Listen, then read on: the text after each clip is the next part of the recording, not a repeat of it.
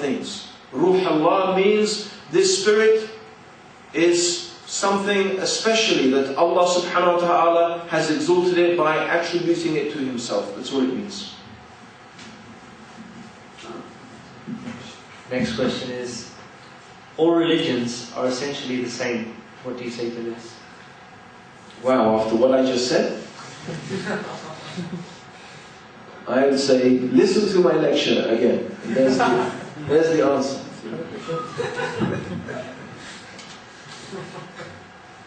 What does Islam say regarding their duty for the strong to protect the weak, be it a Muslim or not? Yes, I have to move into a different brain sphere here to try and answer that one. Okay, yes, it is very important for Muslims to stand up for justice and to protect the weak and the ill-treated and oppressed. In fact, that is one of the reasons that is mentioned in the Quran, and one of the causes for which Allah commands Muslims to go and fight, even if it is physically, to save people from injustice and tyranny, and those people who are weak and ill-treated and oppressed, who are crying out for help. And it is a duty of the Muslim to, even if necessary, give their life to help such people, whether they are Muslim or not Muslim. I am going to a sheikh, a scholar, for guidance in certain matters. The same thing, is this the same thing as idolatry, e.g. marriage guidance?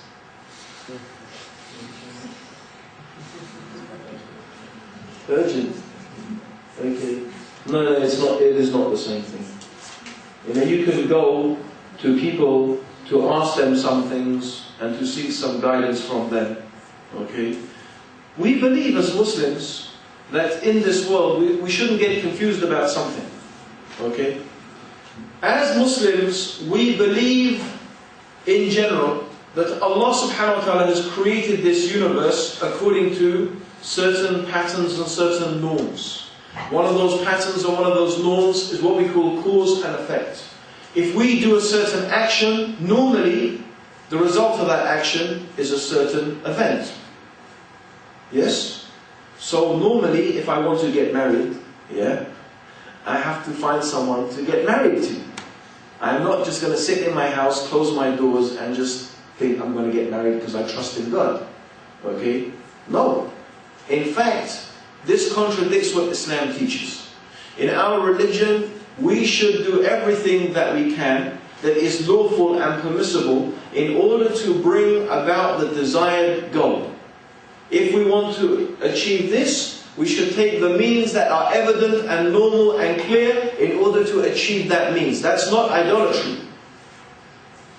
The difference is, however, we don't rely upon those means. That's the difference. We don't rely upon those means. It's a very important difference. We do them, but we don't rely upon them. Because ultimately we rely upon God. This is the difference.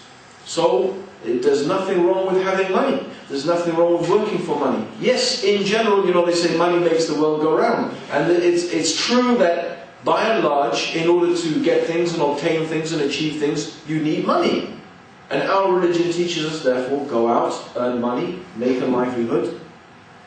Use the means that are available in order to achieve that goal. But the difference being, I don't put my faith in those means. I don't put my faith in the money. I don't think that money is going to make me successful. I believe it is Allah that is going to make me successful. I'm using these means because that's what God has told me to. But I don't trust in it and I don't rely upon it, and my faith is not in it and my hope is not in it. There's a big difference between the two things.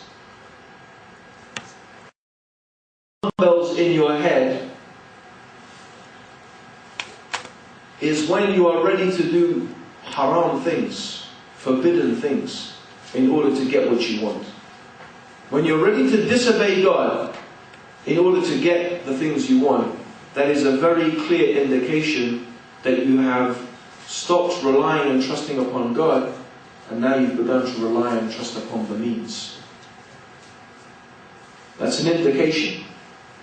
I'm not saying that you move to worshipping money yet, but it's an indication that's the way you're going. And the Prophet Muhammad ﷺ, he said, woe be to the worshipper of the dinar and the dirham. Woe be to the worshipper of the dinar and the dirham. Dinar and dirham was money used in the time of the Prophet. And then he described these people. He described these people. How are they? When they have it, they are happy and content. And when they don't have it, they are sad and they are distressed. Whereas the quality of a believer in God, a true believer in God, is contentment. Is contentment. Whether I have it or I don't have it, I use the lawful means, I do the best that I can, and whatever comes my way, it's in the hands of God. But truly I believe my happiness and my success lies with my Creator. Yeah. Different religions have different beliefs, and each say that they are right. You are a Muslim, you say you are right. Who is right? I am a Sikh, I say I am right. You know, that's why we're sitting here today, coming to lectures, listening, talking, discussing, because everyone just has to find out for themselves. Yes, everyone claims that they're right, but claims have to be proven. Anyone can make a claim. Anyone can make a claim. City University does not belong to City University anymore, it belongs to me. This is my land, my property, and I'm going to turn it into a big hippie commune where we're going to smoke marijuana man. You know? And it's my right to do that, and that's my claim. Now, anyone can make any claim that they like. Right? I can claim that I'm a prophet of God and I'm receiving revelation from God. If I want to, I can sit here and make that claim. But the onus, the proof, the burden of proof is on the claimant. The one who's making the claim has to prove that claim. And that's the crux of the matter. That's really what it's about. If you're right, bring your proof. If what you say is true, bring your evidence. Prove it. Bring some convincing, clear evidence that what you say is true. So, Muslims will bring the Quran. That's what we do. Here is the Quran. This is one of the reasons I believe that my religion is true. The Quran. Why? Well, I gave some reasons already. We could give some other reasons. Why do I believe this book is from God? Well, one of the reasons we would ask someone to believe this book is from God is that it has things in this book that no one knew 1,400 years ago. Yet we just discovered it today.